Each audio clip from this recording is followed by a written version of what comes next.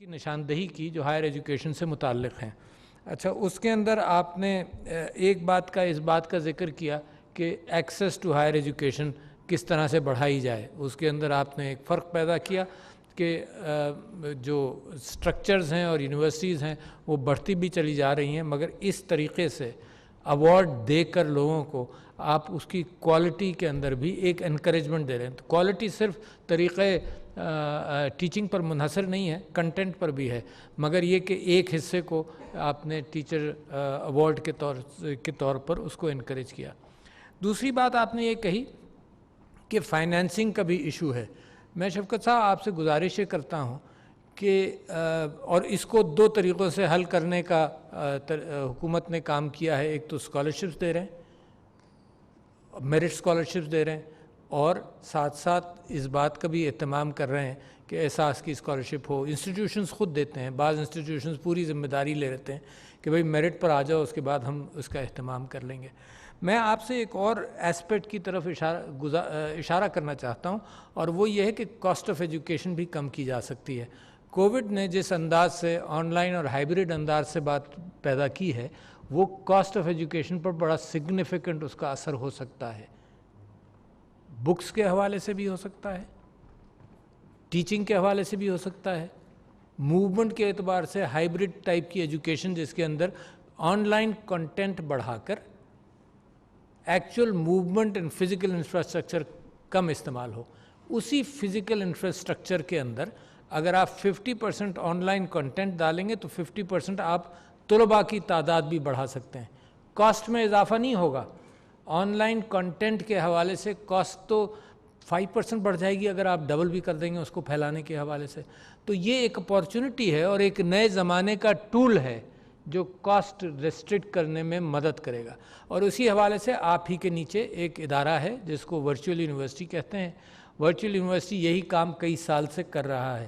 اس کی cost per student پر semester اور private sector اور گورنمنٹ کی کاسٹ فزیکل جو کاسٹ ہے اس کو اگر آپ کمپیئر کریں تو آپ کو اندازہ ہوگا کہ آپ ہی کی ورچوئل یونیورسٹی بہت کم اخراجات پر لوگوں کو ہائر ایجوکیشن لیول پر ٹرین کر دیتی ہے۔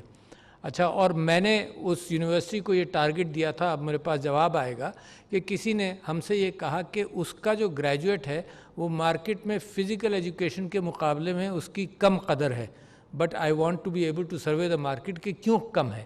اگر کم قدر ہے تو اپنی quality of education even in virtual education بڑھائی جا سکتی ہے تاکہ وہ ایکولی کمپیٹ کر سکے۔ اچھا، جب آپ اس کے ورچوئل لیول پر آپ کام کرنے لگیں گے تو ساری دنیا بھی آپ کے لیے کھل جاتی ہے، تو ارننگز بھی بہتر ہو سکتی ہیں اور لوگوں کی تعداد بڑھائی جا سکتی ہے۔ ایک اور بات آپ نے فرمائی جاب مارکیٹ کے حوالے سے کہ بہت سارے لوگ ہمارے جاب لیس ہوتے ہیں کیونکہ جو مارکیٹ کی خواہش ہے وہ ہم پروڈیوس نہیں کر رہے۔ This is a very good thing to address, اور ہم آئی ٹی سیکٹر کے اندر ہم مسلسل کوشش کر رہا ہوں میں اپنے انٹرسٹ کے حوالے سے کہ اس کو ایڈریس کیا جائے۔ دوسری بات یہ ہے جس کو بھی ذہن میں بھی رکھیے کہ سپلائی اینڈ ڈیمانڈ بھی ایک کیفیت ہے۔ اچھا، ایک زمانہ تھا جب حکومت اس سپلائی اینڈ ڈیمانڈ کو کوشن کرتی تھی یہ کہہ کر کہ ہم نوکریوں میں بھرتی کر لیں گے، اور حکومت was a biggest employer once upon a time. Doctors ہوں، ڈاکٹرز پروٹیسٹ کیا کرتے تھے، حکومت کہتی تھی ہم تمہیں بی ایچ یوز میں اکوموڈیٹ کریں گے، یہ کریں گے۔ پھر ایجوکیشن آپ کی چلتی رہی مگر مارکیٹ آپ کی ڈیولپ نہیں ہوئی۔ نتیجہ یہ ہوا کہ آپ نے کریم اپنی ہائر ایجوکیشن کی باہر ایکسپورٹ کر دی۔ کیوں؟ اپنی روزی کی تلاش میں وہ گئے باہر، ان کو روکا تھوڑی جا سکتا ہے، مگر آپ کی کریم تھی انجینئرز، ڈاکٹرز، سائنٹسٹ، یہ سب لوگ 2-3 دہائیوں تک باہر جاتے رہے کیونکہ انفراسٹرکچر موجود نہیں تھا ان کو اکوموڈیٹ کرنے کے حوالے سے۔ تو وہ انفراسٹرکچر بھی ساتھ ساتھ چلے گا، سپلائی اینڈ ڈیمانڈ بھی چلے گی، اور آپ ایجوکیشن بھی ایسی دیں گے جو مطابقت رکھتی ہو مارکیٹ کے ساتھ۔ تو میں یہ سمجھتا ہوں کہ اب پاکستان کے اندر ہمارا ڈائریکشن یہ نہیں ہے کہ ہم بنائیں اور لوگ ایکسپورٹ کریں۔ ان فیکٹ ایک امبیسڈر میرے پاس آئے تھے باہر، ملک کے باہر جانے سے پہلے، اور انہوں نے کہا کہ جی میں فلانے شعبے کے اندر یہ انکریج کرنا چاہتا ہوں کہ لوگ ہمارے ہاں کے جائیں، اور یہ سکلڈ شعبہ تھا۔ تو میں نے ان سے درخواست کی کہ خدا کے واسطے یہ کام اب مت کریں، پاکستان کو اتنی زیادہ ضرورت ہے، نرسنگ کی بات کر رہے تھے، اتنی زیادہ ضرورت ہے، 9 لاکھ نرسز کی ضرورت ہے، ہمارے پاس 1-1.5 لاکھ ہیں، تو اگر یہ بھی باہر چلے گئے تو ہم تو اپاہج ہو جاتے ہیں. آپ دیکھیں افغانستان کے اندر جو تبدیلی آ رہی ہے تو ان کو ابھی حکومت بنی نہیں ہے، مگر ان کو احساس یہ ہوا کہ سارا ٹیلنٹ چلا جائے گا تو ہوائی جہاز کون اڑائے گا، اسپتالوں کو کون چلائے گا. تو یہ ایک بڑا اہم ریسورس ہے جس کو اب پاکستان ایکسپورٹ کرنے کے لیے نہیں تیار کرنا چاہتا. یہ ہمارا ڈائریکشن ہونا چاہیے. تو دو چیزیں ہیں میں یہ سمجھتا ہوں کہ جس حوالے سے آج کا ایوارڈ بھی ہے، جس کے اندر ایک ہے کنٹینٹ اور ایک ہے انداز ٹیچنگ کا. دونوں چیزیں بڑی اہمیت رکھتی ہیں. کنٹینٹ بہت اچھا ہو تو اور استاد پڑھانے والا اس کی کمیونیکیشن نہ کر سکے تو پھر وہ بھی بیکار ہو جاتا ہے. تو یہ ایک کمبینیشن آف سکلز ہے جس کی بنیاد پر آج کے ایوارڈ دیے گئے. اور مجھے یاد آتا ہے کہ میں I am a great fan of people who communicate well. بچپن سے میں دیکھتا رہا ہوں کہ کتنی اچھی طرح سے کون گفتگو کر لیتا ہے تاکہ لوگوں پر اثر ہو. تو میں نے ٹیچرز بھی دیکھے اور مجھے حضرت موسیٰ کی وہ دعا یاد آتی ہے، رب اشرح لی صدری ویسر لی امری واحلل عقدۃ من لسانی ویفقہوا قولی. اللہ تعالیٰ سے حضرت موسیٰ قرآن کے اندر یہ دعا کرتے ہیں. اللہ تعالیٰ کہتے ہیں کہ تم موسیٰ اس کے فرعون کے دربار میں جاؤ. گھبراتے ہیں کیونکہ انہوں نے ایک آدمی کو فرعون کے ظالم کسی شخص کو مارا بھی تھا. اب وہ گھبراتے ہیں تو اللہ سے دعا کرتے ہیں، اللہ سے دعا کرتے ہیں. اور قرآن کے اندر یہ بات ہے کہ ان کی زبان میں تھوڑی سی لکنت تھی تو وہ یہ دعا کرتے ہیں کہ اے اللہ ایک تو میرا سینہ کھول دے علم کے اعتبار سے، جو میں کنٹینٹ کی بات کر رہا ہوں، پھر میری زبان کے اندر وہ جو ناٹ ہے اس کو بھی جو آسانی ہے وہ پیدا کر، اور جو میں کہوں اس کا لوگوں پر اثر ہو. تو اس سے بہتر دعا کمیونیکیشن کی سائنس میں ہو نہیں سکتی کہ علم، زبان اور لوگوں کا سینہ کھول دے میرے قول کے اعتبار سے. تو وہ اور میں تو یہ اسلامی تاریخ سے جانتا ہوں کہ ہمارے نبی صلی اللہ علیہ وسلم واز دا بیسٹ کمیونیکیٹر. لوگ یہ کہتے ہیں اس زمانے کی تاریخ سے کے حوالے سے لکھتے ہیں کہ ہر شخص یہ سمجھتا تھا کہ میرا نبی جو ہے سب سے زیادہ محبت مجھ سے کرتا ہے. اچھا یہ کتنی بڑی کمیونیکیشن سائنس ہوگی، کتنا بڑا آرٹ ہوگا. مگر اس میں دیکھیں کہ یہ کمیونیکیشن سائنس نئی نہیں ہے. اللہ تعالیٰ بھی میرے نبی کو گائیڈنس دیتا ہے قرآن میں کہ اس کے ساتھ ایسا سلوک کرو، ایسی بات کرو. اور یہ بھی کہتا ہے کہ تم نرم گو ہو تو تمہارے ساتھ لوگ ہیں. تو یہ تو میرا تو ایک فیسینیشن ہے کمیونیکیشن کے ساتھ ہے کہ بات ایسی ہو جو لوگوں کے دلوں میں گھر کر لے. اور آپ یہ دیکھیے کہ جب آدمی کا کنٹینٹ اچھا ہو تو کمیونیکیشن کے لیے لوگ اس کی گفتگو سنے بغیر اس پر ایمان بھی لاتے ہیں.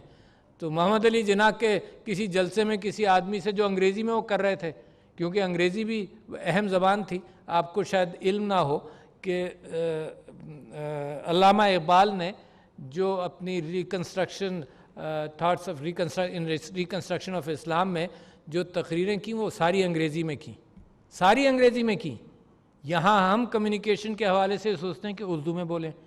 کیوں کی؟ کیونکہ ان کا میٹر اور کنٹینٹ وہ چاہتے تھے کہ باہر بھی جائے. تو جناح صاحب کی جلسے میں کسی نے پوچھا کسی سے تم سمجھے؟ اس نے کہا نہیں سمجھے نہیں، مگر جو کہہ رہا ہے ٹھیک ہی کہہ رہا ہوگا، ہے نا. تو this is the trust worthiness on a person, جو کنٹینٹ کو اور زبان کو بھی تھوڑا سا اگنور کر دیتا ہے کہ بھئی جو یہ کہے گا وہ سچا کہے گا. تو یہ میرے ایک استاد تھے، ان کا نام تھا کمال اصغر، ایزگور کہتے تھے، وہ ایرانی تھے اور مٹیریل سائنسز پڑھاتے تھے. اور ان کا آرٹ آف کمیونیکیشن مجھے اتنا پسند تھا. اور ان کا کنٹینٹ کے حوالے سے میں آپ کو بتاؤں کہ جب وہ 1 گھنٹے کی کلاس لے کر جاتے تھے تو ایسا لگتا تھا کہ یار اس کے پاس تو گھنٹوں کا مواد تھا. And we have been deprived just by time کہ وہ شیئر نہیں کر سکے. تو یہ ہے جو آرٹ بھی ہے اور سائنس بھی ہے. اچھا آرٹ جہاں تک ہے تو اس پر تو یہ ہوتا ہے کہ یہ تو آرٹ ہے، یہ آرٹسٹ ہے، آرٹسٹ کو ٹرین نہیں کیا جا سکتا. مگر پھر انسان اس نوبت اس دنیا میں یہ محسوس کرنے کا نہیں، یہاں کالجز آف آرٹس بھی ہوں گے جو آرٹ کی بنیادی چیزیں بتا دیں، پھر آدمی اپنی سکلز ڈیولپ کرے. تو کمیونیکیشن بھی آرٹ ہے، مگر جب اس کو سائنس بناتے ہیں تب ہائر ایجوکیشن کمیشن اور منسٹری آف ایجوکیشن کا بھی رول آتا ہے کہ اس آرٹ کو سائنس کے طور پر.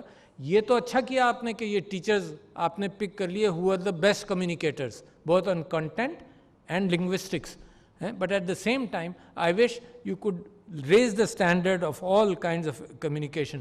اور آرٹ ہے, سائنس ہے, روزانہ کے ایڈورٹیزمنٹس آپ دیکھتے ہیں, this is just a matter of communication.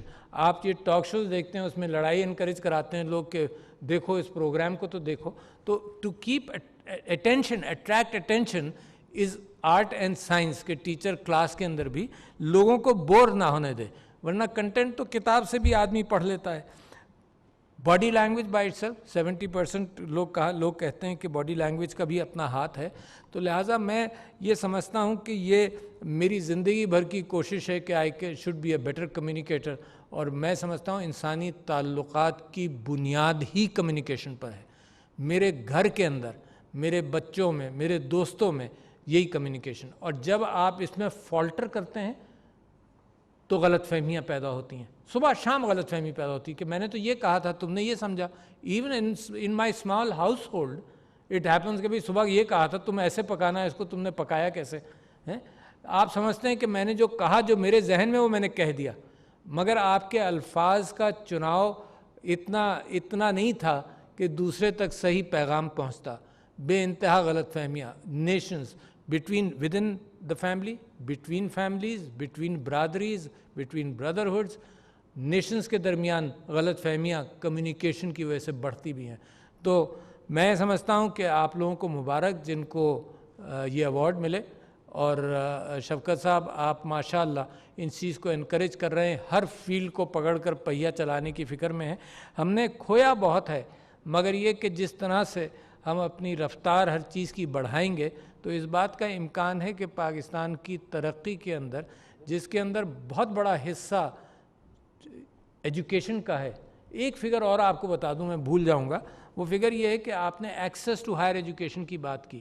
اگر میرے اپنے فگرز غلط نہیں ہیں تو پاکستان میں ہائر ایجوکیشن میں تقریباً 9% لوگ جاتے ہیں, یعنی جو گریجویٹ کرتے ہیں ہائی اسکول سے تقریباً 9% ہائر ایجوکیشن میں جاتے ہیں.